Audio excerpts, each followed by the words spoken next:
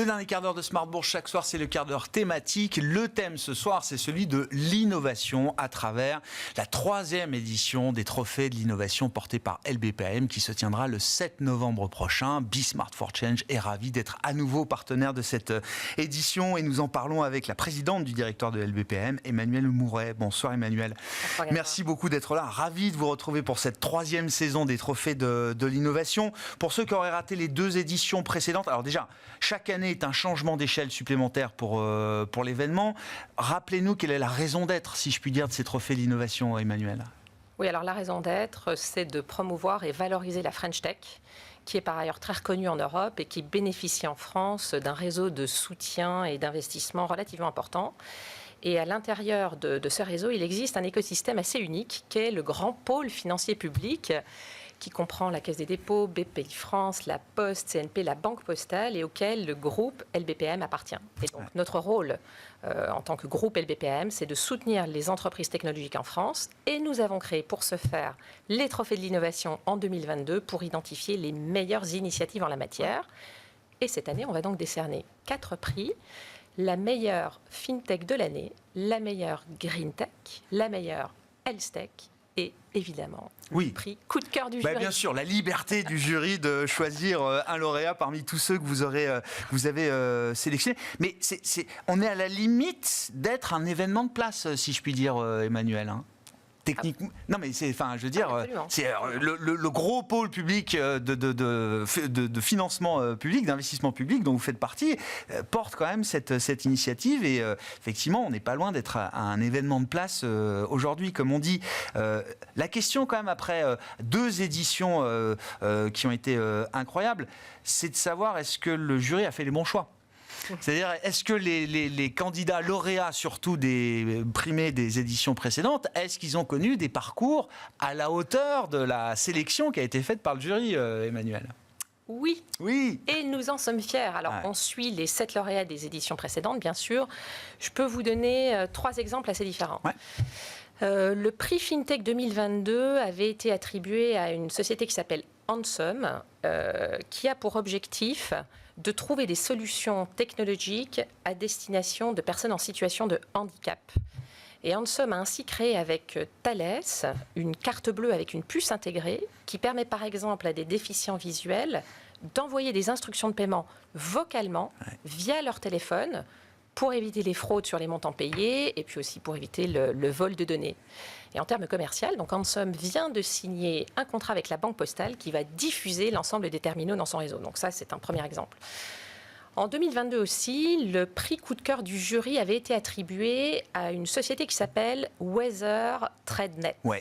Alors, Weather TradeNet, elle permet à ses clients qui sont des consultants ou des assureurs déjà d'identifier, de mesurer, de bien comprendre les impacts potentiels des risques climatiques sur leurs activités grâce à des outils quantitatifs prédictifs et grâce à un reporting analytique hyper complet.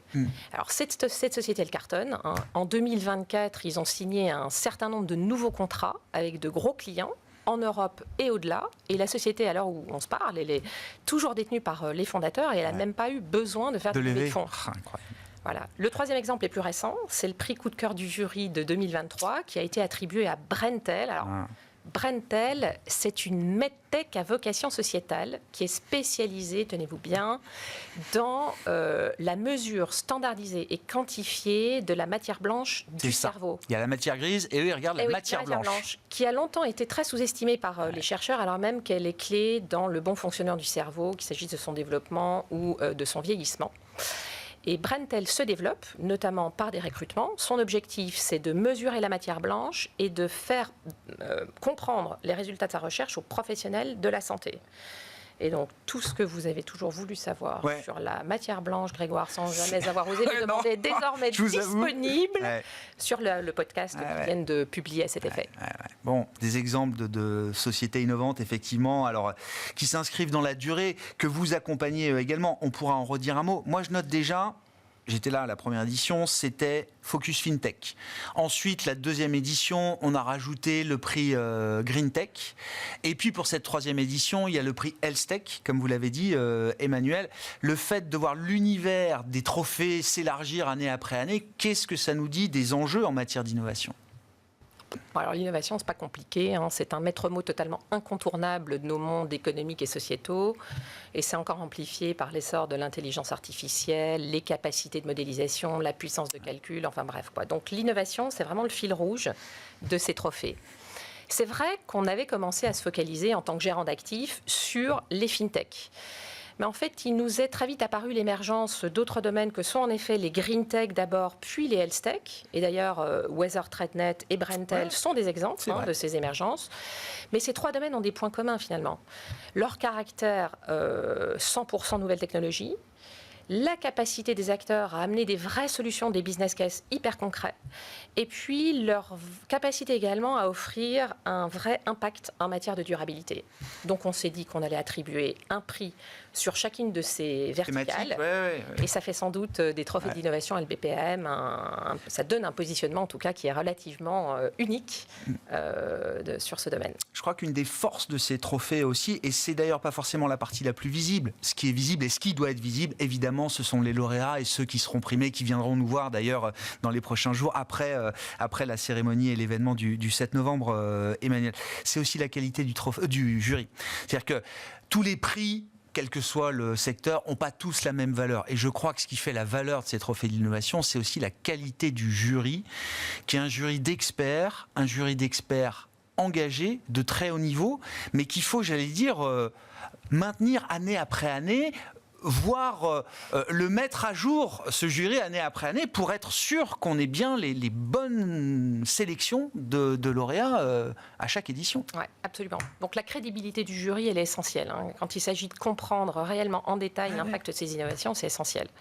Pour vous donner des métriques, 100 sociétés, près de 100 sociétés sont passées sous les fourches codines d'un processus de sélection plutôt très exigeant qui est opéré par notre partenaire, le cabinet de conseil Investance. Ces 100 sociétés ont donné lieu à 15 finalistes qui ont été donc auditionnés par ce jury et lequel a sélectionné 4 lauréats. Alors en effet, pourquoi il est relativement exceptionnel ce jury ? Je crois qu'il a 3 caractéristiques tout à fait singulières. La première, c'est que c'est en effet un jury multidisciplinaire parce qu'il doit être composé de personnalités reconnues dans leur domaine pour couvrir les 3 domaines sur lesquels on octroie des récompenses. Donc on a des professionnels de l'investissement que sont des gérants, des investisseurs institutionnels, mais aussi des représentants de sociétés de capital venture, mais on a aussi des profils hyper spécialistes de la santé ou de la green tech. De l'industrie, quoi. Oui, c'est ça. Oui. Et certains nous suivent depuis le début, et d'autres sont venus nous rejoindre au fil de l'eau, en fait. Et pour vous donner un ordre de grandeur, sur les 21 personnes que compose ce jury, 6 sont entièrement nouvelles cette année et les autres étaient déjà représentées les années passées. Donc ça, c'est la première caractéristique. La deuxième, c'est que c'est ce jury, c'est pas LBPM, c'est ce jury qui détermine les critères de sélection des lauréats. Donc il y en a 3. Quel est l'intérêt potentiel pour un investisseur ? Quelle est la vraie réalité d'innovation ? Quelle est la vraie innovation apportée par ces solutions ? Et quel est l'impact en durabilité de ces solutions ? Donc ça, c'est le jury qui détermine ça. Et la troisième qualité, non des moindres, c'est en effet l'engagement du jury, c'est ce que vous disiez Grégoire. En fait, un certain nombre des membres du jury, un grand nombre des membres du jury, cette année, s'engagent aux côtés des 4 lauréats pour les aider à grandir, pour les aider à structurer leur offre via du mentorat. Donc ça, je crois que ça rend ce jury tout à fait singulier dans l'univers des prix qui sont octroyés dans notre industrie. Et ces startups, est-ce qu'on va dire un mot du financement pour finir, Emmanuel ? Ouais, elles ont besoin de financement, mais accéder à de l'expertise, accéder à une personnalité engagée du secteur qui peut ouvrir des portes, etc., c'est aussi des accélérateurs formidables, j'imagine.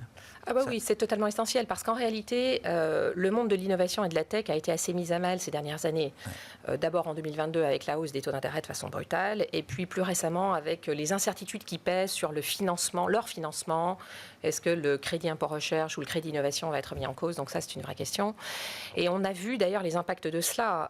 On a vu moins de levées de capitaux pour leur financement et on voit aussi des sociétés qui n'apportent pas de résultats à la hauteur peut-être de ce qui était attendu. Bien sûr. Mais ça, c'est pour la France. En réalité, ce qu'on observe en Europe, ce n'est pas forcément la même chose. Pourtant, le paysage économique est le même. Et quand on regarde la Grande-Bretagne, on s'aperçoit que au nombre des candidats aux IPO figure un nombre de fintech très important.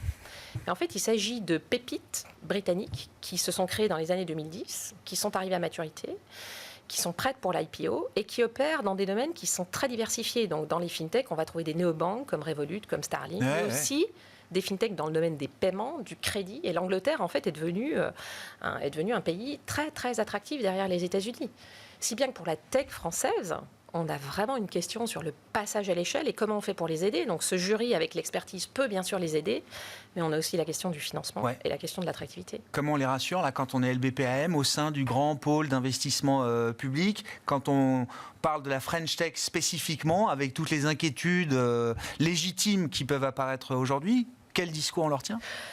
En fait, en ce qui concerne LBPAM, nous, c'est très simple. On est le premier gérant equity en France, avec 35 milliards sous gestion. Et on a par ailleurs développé une franchise sur le non-coté, avec presque 10 milliards d'encours. Ça veut dire qu'en fait, on est constamment à la recherche des champions de demain, à la recherche des futures licornes qui seront cotées demain. Ouais. Donc on est là pour durer. Ça, c'est le premier point. Quand on ajoute qu'on appartient à ce grand pôle financier public, c'est notre ADN, c'est notre mission de soutenir les entreprises en France, de soutenir les territoires et de soutenir l'innovation au sens large.